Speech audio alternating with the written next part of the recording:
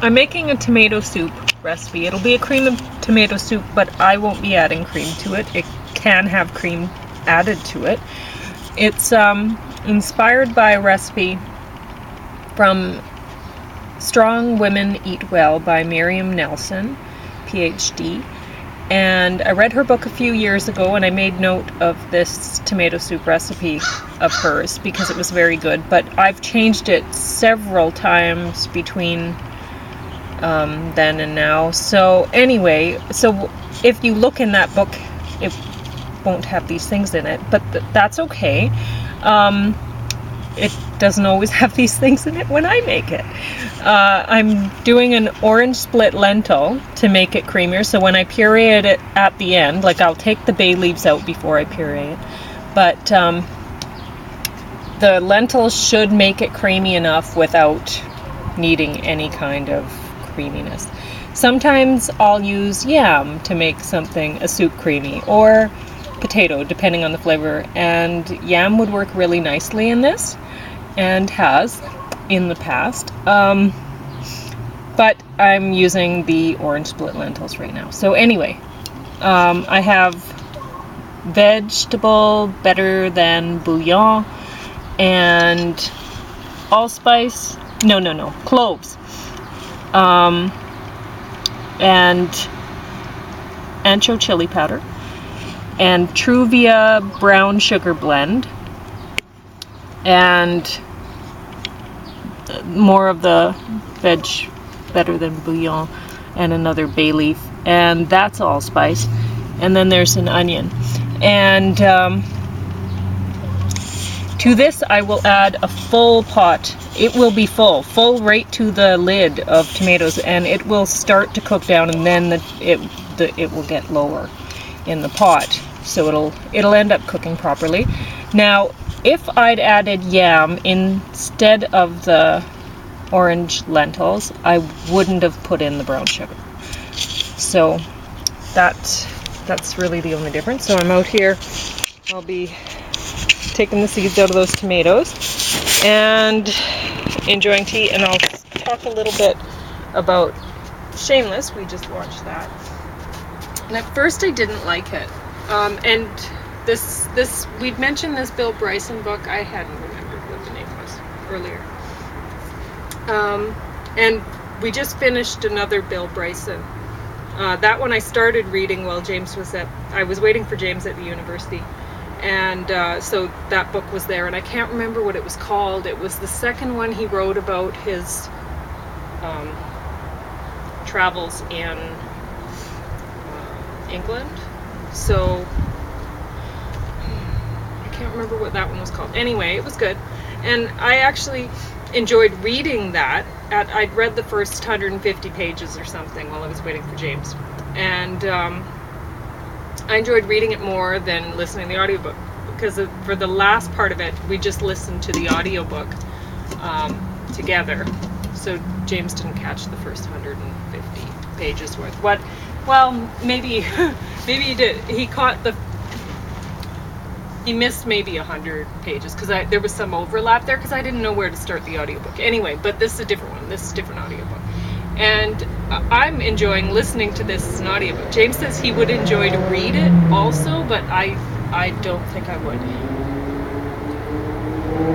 Because in that one, he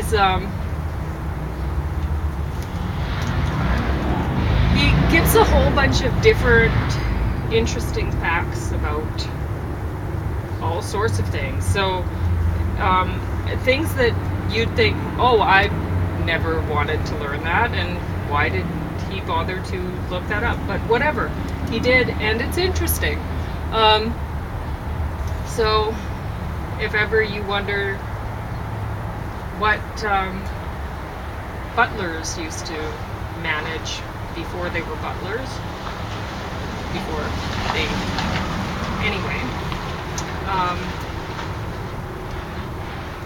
there's a reason why their name is butler, and it has nothing to do with standing in front of a door and greeting people. But anyway, so that's what I'm trying to say there. But you could find that out in that book if you care. And even if you don't care, it's wonderful listening to Bill Bryson's voice. So I like listening to his audiobooks that he reads, and maybe that's why I didn't enjoy listening to the other one that was written about his travels personally, because he wasn't reading it. It was somebody else reading it. So here, like when I was reading his actual, like the paper book, then I'm hearing his voice, right? Because I know what it sounds like, and I'm enjoying it more. But then once I switched to the audiobook, I didn't enjoy it as much. But James thought, well, he probably did that because they needed some accents and stuff for that. Anyway, and that's probably right. Possibly he's not good at accents. I don't know. So anyway, I know I'm not. I mean, I do the thing that I've talked to my sister. Go on, B.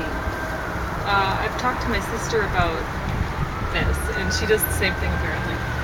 Like if we're watching a whole bunch of, say we get a whole bunch of British sitcoms or something, and we're watching that, then all of a sudden, you know, we'll have to really consciously try not to sound like that, because apparently we like to try to conform somehow, or maybe we don't have a strong sense of self. I don't know what it is, but it's kind of funny, because I know it's true with me. I try to fit in, I guess. I don't know what I'm doing, but I have to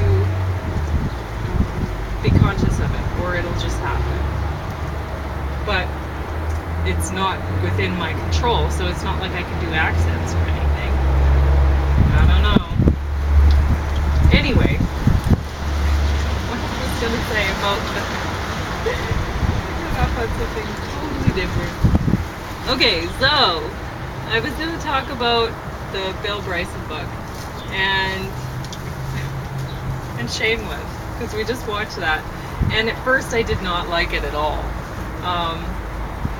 It was shameless, and I found it offensive at first. It was just over the top, kind of. I don't know, whatever. Anyway, at first. And then I started to realize, like, at first I was saying to James, you know, William H. Macy deserves so much better than this, because he's such a good actor, and, you know, this is... And then I realized why he had done it. It's not a bad series, and I'm glad that I watched it right through. And I didn't watch the first season, only the second. I haven't heard what before. But anyway, now there's characters I don't care for and whatever, but it's very realistic. And if you haven't,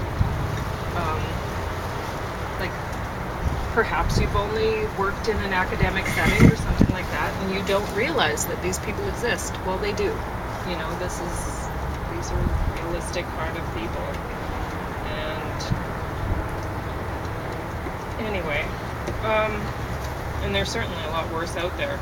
So, but watching that makes you think, oh, geez, am I ever so lucky that I had the parents that I did, or whatever. And yeah, these people, boy, you'd think, oh, so much drama. That's what they do. They build drama for themselves and for everyone around them. Anyway, but also the show points out a lot of truths that we don't talk about. Things like there was one part where the one young man who he'd been kicked out of school and this and that because he was an alcoholic, and which was totally encouraged by his parents, right? And so anyway, when he was growing up, and he became an alcoholic, and so he got in a lot of trouble in school, and he was out. So he was a computer whiz, and he really knew what he was doing that way, and he was stuck in this, like, ghetto kind of life, right? And so he's working as a free temp, trying to get, which this happens in places. There's a lot of people and they want to get jobs, and so they'll do the work unpaid. Anyway, so here he is, he's working for free, and he decides to get together with another guy that he knew from school, and he wants to rip off the people who are doing illegal kind of gambling on games or something like that he's working for, right? These computer guys. Because he says, they're not going to know, because these are the kind of people that we used to tutor in school, and they get through school and they don't actually know what they're doing, but they're the ones who get the jobs, and they're the ones who make the money, And so anyway, so that's what they decided to do. And I mean, nobody talks about these sort of things, right? But yesterday, Mako, when she was visiting us, she was, I don't know if she talked about this while we were having the deck dinner or after, because it actually went on a lot longer than I filmed. But she was mentioning, how a lot of students in academic settings, they're really just used, right? And I mean, I didn't understand how bad it was. I would think, gosh, why are all these people working these, really all basically no pay jobs for profs doing, typing up their papers or doing whatever, right? Doing this sort of work for them. And some of it's pretty, some of it, they're really, anyway, I don't know if I should talk. But some of the work that they're doing goes above and beyond what you would think they should be doing with somebody else's name on the work at the end. But anyway, so but this is commonplace, right? And also, I mean, if you think about it, a lot of shows touch on it and whatever that you've watched, or you've just thought about it before, and people do notice that, say people get a sports scholarship or something like that, right? And they have to maintain a certain grade point average, and they don't have skills in other areas to maintain that grade point average, so they end up hiring tutors or whatever to do work for them that is not sports related, and they pull through the system. And really, my sister was going to university and she was wanting to drop out. She was working too hard, and she was telling me she couldn't do it anymore, and I should have listened to her, because she couldn't handle it anymore. And she couldn't. I was trying to explain to her, look, all you need to do is hand in the assignments. That's all you have to do. You hand in the assignments, you write your tests, and you pass. You don't have to worry about the quality of the assignment or anything. Like, I'm the kind of person, I would write my assignments, like my essays or whatever, and then I would get them home and I'd keep fixing them, and I can't not do that. But I would get them in on time. It was, I knew to get them in on time, but I would still work on them. So, and I still go back to things like that. I can't help it. Other people don't care at all. And then there are people like my sister or like James, they can't hand them in until they're perfect. So they really beat themselves up trying to get these things perfect. And well, And sometimes that ends up falling on me, because if James can't, I feel bad for him, and so then I'm trying to type up his stuff for him, or anyway. But lately he's been doing what he can handle, so that's okay. But anyway, but there's that, right? That, I mean, some people don't realize it. My sister obviously didn't. That you don't actually need to put a lot of work into getting your schoolwork done a lot of the time. It's just, you just get it in, and somehow you're shuffled along. And it's not right. It's not a good system, but that's the reality of it. It's anyway, so I kind of talk about that a little bit, and I was thinking about it, how funny it is. Like, one guy, when I was working, he said to me, why do you work this hard? You don't need to work this hard. You must be able to see that the people who are getting the jobs don't work this hard. You don't need to work this hard.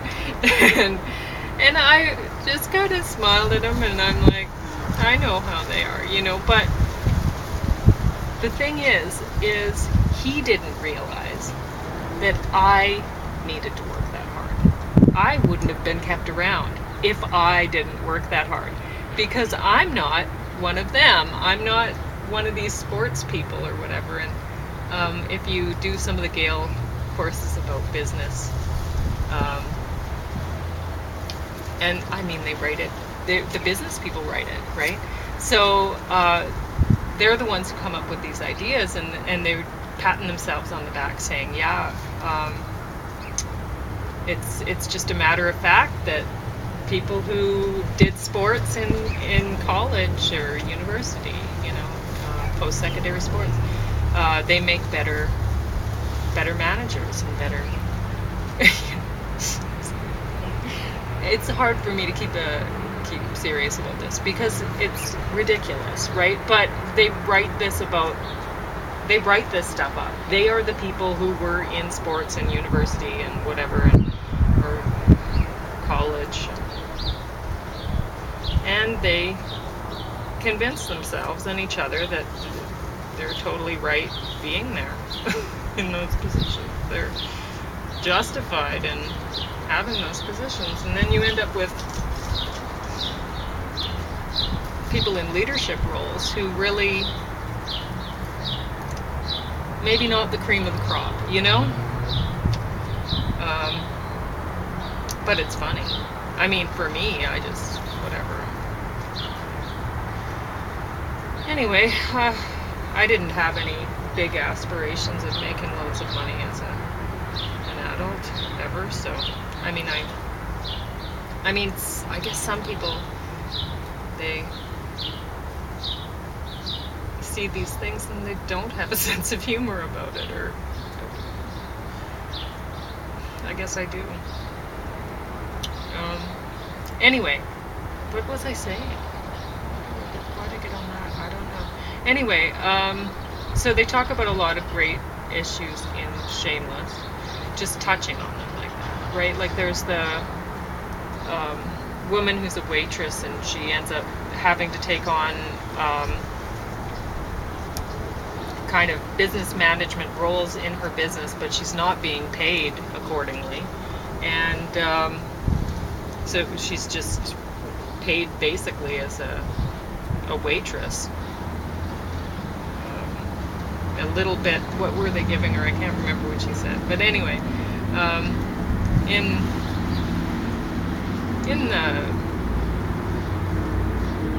that kind of setting, that happens a lot, where people who do the work are not paid properly for all the work that they do. I don't know. I don't think it's going to end up too well for the girl in season 3, because she ended up buying an apartment building that I think she's really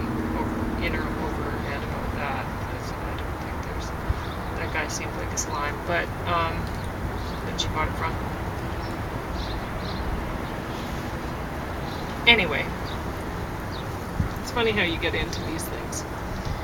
So I didn't enjoy it first. I did eventually. And Bill Bryson. Now, why was I going back to that? Oh, people who don't quite know what they're talking about. So I enjoy listening to Bill Bryson books. He does a lot of research, and he makes things interesting. And I love the way that he writes. And I mean, oftentimes I'll be sitting in a hospital waiting room or whatever, waiting for James, and I'll be reading Bryson, and I'll just start laughing, and because I can't help myself, it's great. And that's really terrific when you can read a book that actually makes you laugh out loud while you're reading, which is amusing to watch when other people do it too. But anyway, so he was talking about, well, he talked about a lot of things in that, but he was talking about spices and how these are things that nobody needs, he says. Basically everyone can live without these things, and the spices are important. People should eat more of them. They're very healthy parts of any meal. So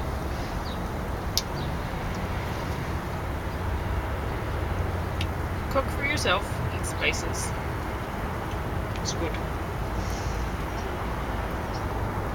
But that was really the only thing that I didn't find that good. It bothers me that people, I mean, he's a little bit round in the cheeks, and you might want to look towards spicing up his food for flavor rather than adding more fat to it.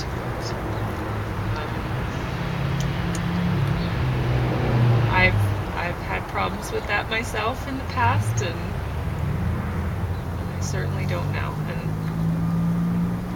anyway, it's better to make your food without fat and then add it to it if it is necessary, like a condiment, and then you know how much you're putting on, and you don't take it for granted. It's when you cook with it, then you forget that it's even there. It's like some invisible kind of thing that you just ignore that you're eating. And it's the same thing with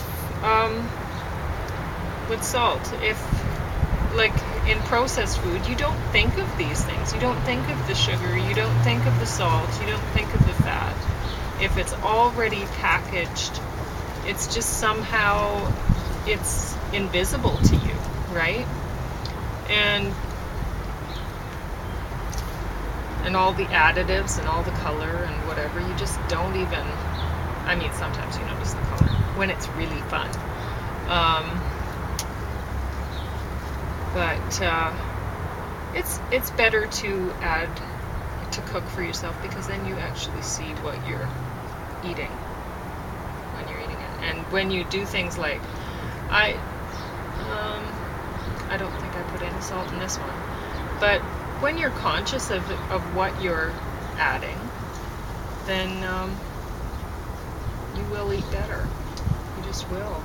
Like sometimes I'll put salt in my soup when I'm making it, or a dal or whatever. I mean, this one, it'd be in the better than bouillon. It'd be enough salt. I don't think I'll need it.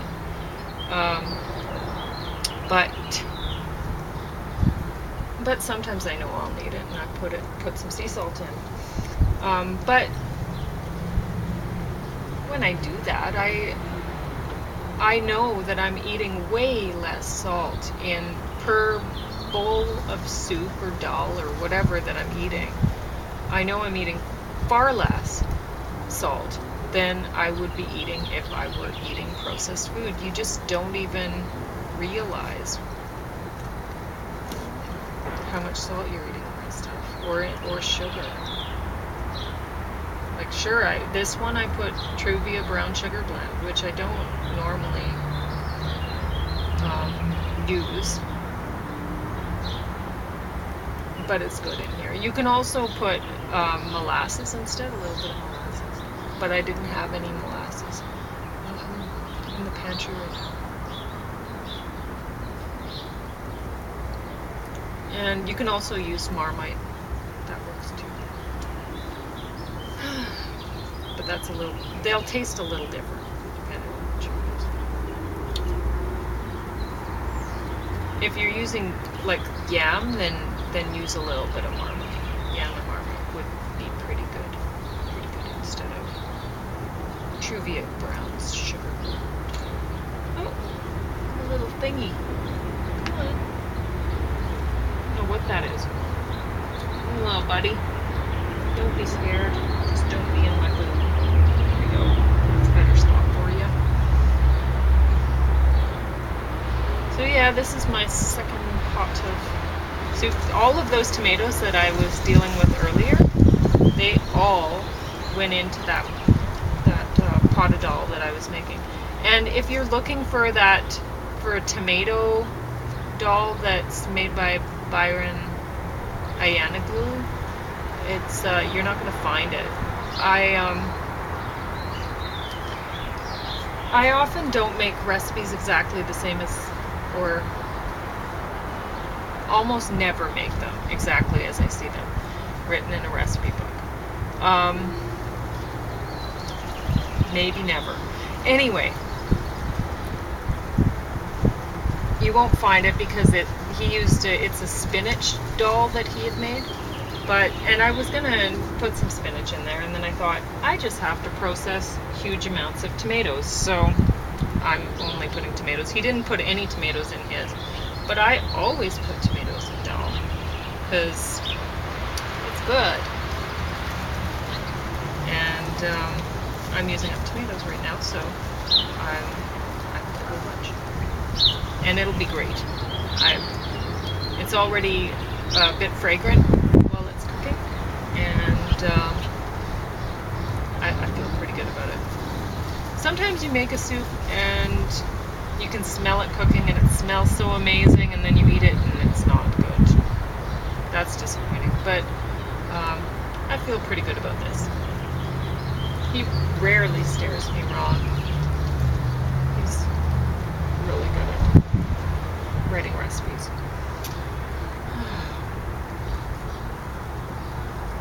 I'm still so tired. I haven't had a nap.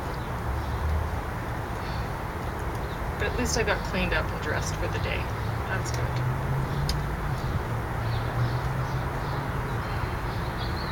Oh, I need some sort of thing to hold me up so my back doesn't